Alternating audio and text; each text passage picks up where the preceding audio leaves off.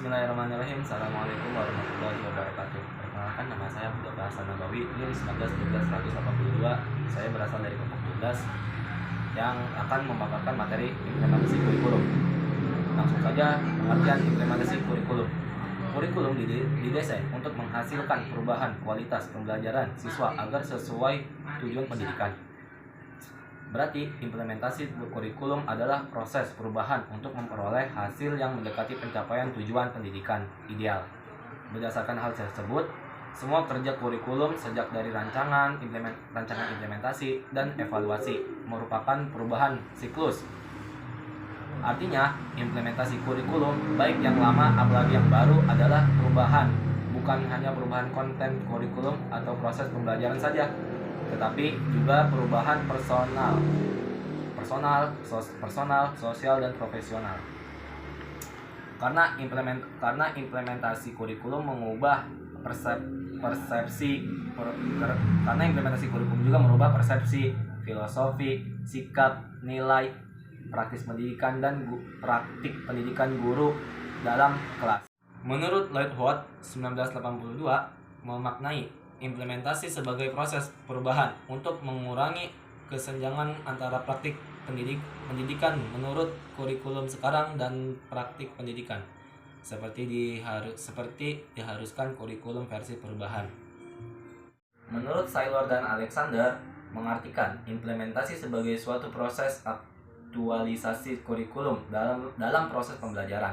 Oleh karenanya, benar apa yang dikemukakan oleh Ornstein dan Hucknis bahwa implementasi merupakan bagian penting dari pengembangan kurikulum, yaitu sebagai proses untuk merealisasi perubahan yang diinginkan.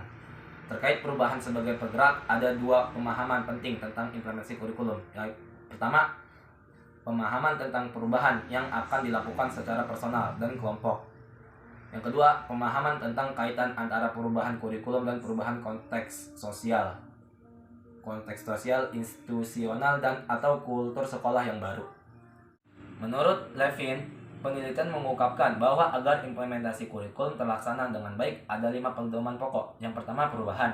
Yang kedua, inovasi kurikulum yang sukses mengharuskan perubahan struktur sekolah tradisional. Yang ketiga, perubahan harus bisa dikelola dengan guru.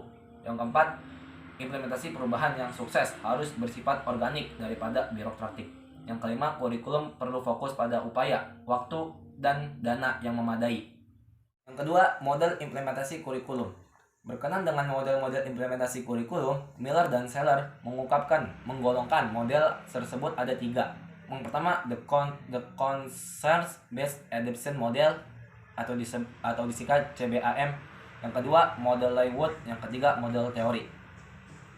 Model CBAM ini adalah yang pertama, yang A, model CBAM nih.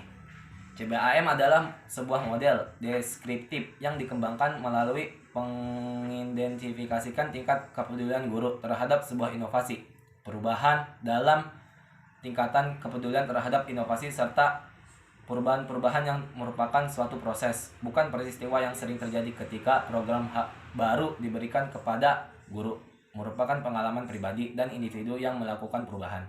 Jadi itu pengalaman guru tuh harus ditingkatkan.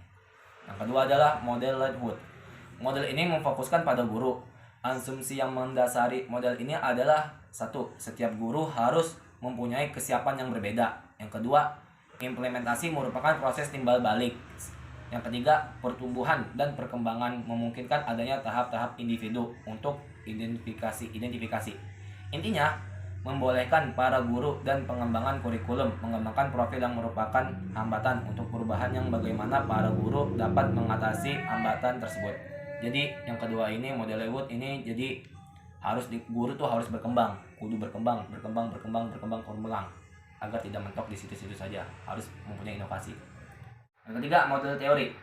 Model ini dimaksudkan untuk menggugah masyarakat dalam mengadakan perubahan. Dengan model ini diharapkan adanya minat dalam diri guru untuk memanfaatkan perubahan. Jadi model teori ini gimana agar masyarakat ini banyak minat kepada pendidik ini, bahwasanya wah nih pendidik enak gitu. Sementara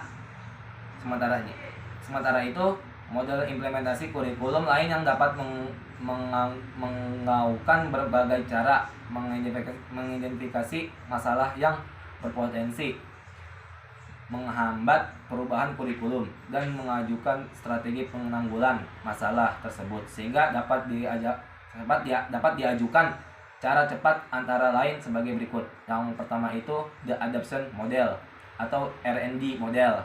Yang kedua itu overcoming resistance to change model atau ORC.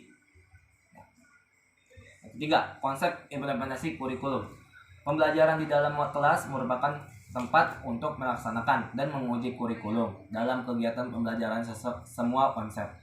Prinsip nilai pengetahuan, model, metode, alat, dan kemampuan guru diuji dalam bentuk perbuatan yang akan mewujudkan bentuk kurikulum yang nyata. Perwujudan konsep, prinsip, dan aspek-aspek kurikulum tersebut seluruhnya terletak pada kemampuan guru sebagai implementator, pemegang, pelaksana, dan keberhasilan kurikulum.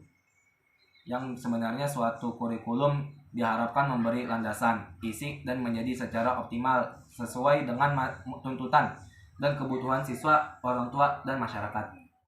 Menurut Hasan, ada beberapa faktor yang mempengaruhi implementasi kurikulum, yaitu karakteristik kurikulum, strategi implementasi, dan sikap terhadap kurikulum, dan keterampilan mengarahkan.